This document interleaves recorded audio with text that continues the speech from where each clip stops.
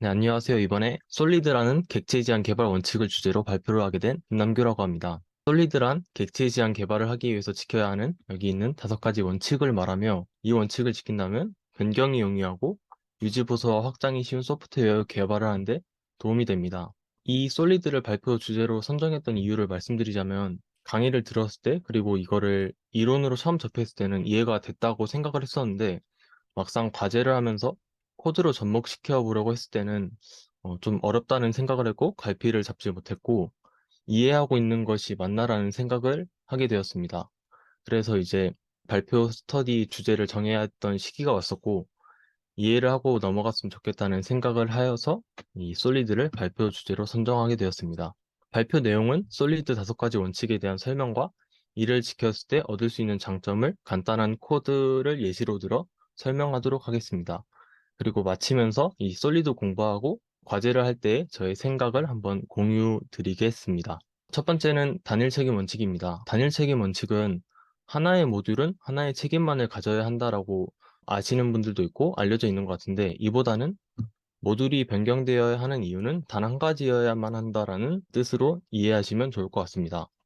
만일 모듈이 여러 액터로부터 변경에 대한 요구를 받는다면 요구가 올 때마다 변경을 해줘야 하는데 하나의 변경의 이유만 간다면 변경의 이유와 시점이 명확해지기 때문에 이런 뜻으로 알고 계시면 좋을 것 같습니다. 바로 코드로 예시를 들어보자면 다음 코드는 생성자로부터 동물의 이름이 들어왔을 때 그 동물의 이름을 가지고 울음소리를 내는 그런 메서드 간단한 클래스입니다.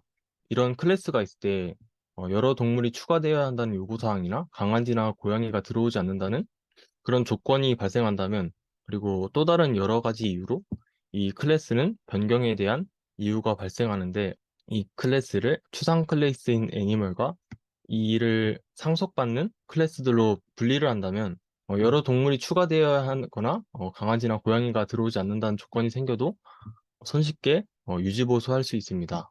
이처럼 단일 책임 원칙을 지킨다면 변경의 이유와 시점이 명확해지기 때문에 변경하거나 유지보수할 때 매우 쉽다는 장점이 있습니다. 다음은 개방 폐쇄 원칙입니다. 개방 폐쇄 원칙은 확장에 대해 열려 있고 수정에 대해 닫혀 있어야 한다는 원칙입니다. 확장에 대해서 열려 있다는 새로운 기능을 추가할 수 있어야 한다는 뜻이고 수정에 대해서 닫혀 있다는 뜻은 기존 코드를 수정하지 않고 기능을 추가하거나 변경할 수 있어야 한다는 뜻입니다. 정의만 본다면 매우 모호할 수 있는데 저희가 잘 지키고 있고 매우 쉽게 개방 폐쇄 원칙을 지킬 수 있는 방법은 인터페이스를 추가하는 것입니다. 저는 과제를 할 때 디렉토리 구조를 다음과 같이 설정하였었는데 이 CSV 리포지토리나 테스트 리포지토리 사이에 레포지토리 인터페이스를 통하여 다음과 같이 만약에 데이터베이스 리포지토리가 추가될 수도 그리고 기존의 코드, 서비스 코드 변경 없이 CSV 레포지토리나 테스트 리포지토리를 삭제하거나 변경할 수 있습니다. 이처럼 개방 폐쇄 원칙을 지킨다면 추후에 유지보수하는 데 있어서 편리함을 극대화할 수 있습니다. 다음은 리스코프 치환 원칙입니다. 리스코프 치환 원칙은 자식 클래스는 부모 클래스를 대체할 수 있어야 한다는 원칙입니다. 이 뜻은 해당 객체를 사용하는 클라이언트는 상위 클래스, 부모 클래스가 자식 클래스로 변경되어도 차이점을 인식하지 못하고 사용할 수 있어야 한다는 뜻인데 이 부분은 제가 명확한 코드 예시를 떠올리지 못하여 강의 코드를 가지고 설명드리려고 합니다. 이런 메서드를 수행하는 페어런트 클래스와 이 페어런트 클래스를 상속받는 차일드 클래스가 있습니다.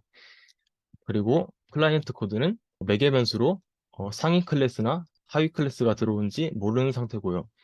여기서 코드를 보시면 상위 클래스에서 하위 클래스로 올 때 이런 사전 조건이 더 강해졌기 때문에 클라이언트 코드는 이런 코드를 수행했을 때 오류를 발생하게 됩니다.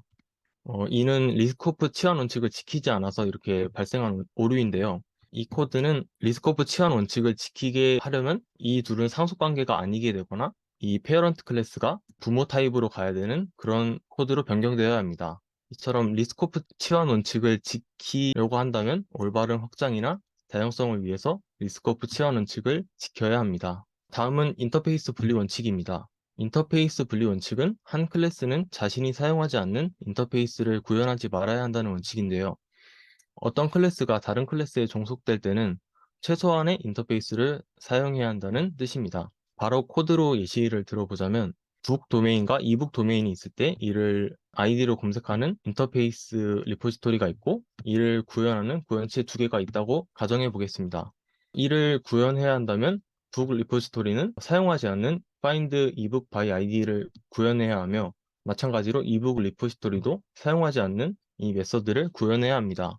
방금 보셨다시피 최소한의 인터페이스를 사용한다면 자신이 사용하지 않는 메서드를 구현하지 않아도 되며 리포지토리 인터페이스를 사용하는 클래스는 불필요한 메서드를 노출하지 않아서 코드를 작성하는데 장점이 있습니다. 다섯 번째, 의존 역점 원칙입니다. 의존 역점 원칙은 고수준 모듈은 저수준 모듈의 구현에 의존해서는 안 된다라는 원칙입니다. 여기서 고수준 모듈은 입출력으로부터 먼 추상화된 모듈, 구체적인 기술을 사용하지 않는 모듈을 뜻하며 저수준 모듈은 입출력으로부터 가까운 구현 모듈, 구체적인 기술을 사용하는 모듈입니다. 객체들 간의 메시지를 주고받기 위해서 의존성이 생기는데 올바른 의존 관계를 위해서는 이 의존 역전 원칙을 지켜야 합니다.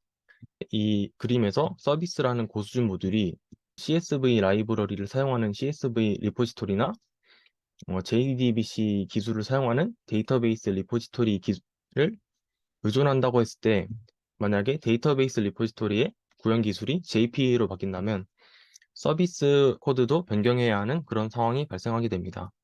이는 의존 역전 원칙을 지키지 않았기 때문에 발생하는 문제인데요.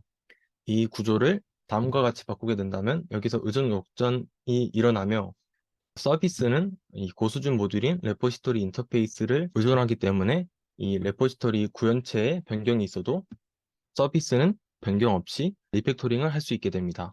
지금까지 객체 지향 개발 원칙 솔리드에 대해 설명드렸는데요. 처음에 소개할 때 말씀드렸던 과제를 하면서 느꼈던 경험은 과제를 시작할 때 바로 코드를 작성하면서 객체 지향 코드는 어떻게 해야 될까라면서 고민을 하다 보니까 과제를 하면서 좀 망설였던 것 같은데 멘토님들이나 그리고 GitHub 리드미에 적혀있던 기능 구현 후 객체 지향적인 코드로 바꿔보라는 부분에서 그 부분을 좀 떠올리면서 진행을 했었는데요. 리팩토링을 할 때 사실 제가 이런 원칙을 지켜야지 하면서 리팩토링을 했던 것은 아니지만 하고 난 후에는 이 코드는 인터페이스 분리 원칙을 지키도록 좀 수정을 했었네 라는 것을 좀 느꼈습니다. 말이 좀 길어졌는데 결국 말씀드리고 싶었던 것은 조금 어렵더라도 먼저 기능 구현을 해보고 나중에 리팩토링을 하면서 고쳐나가는 경험을 해보는 것이 어떨까라는 그런 생각과 경험이었습니다.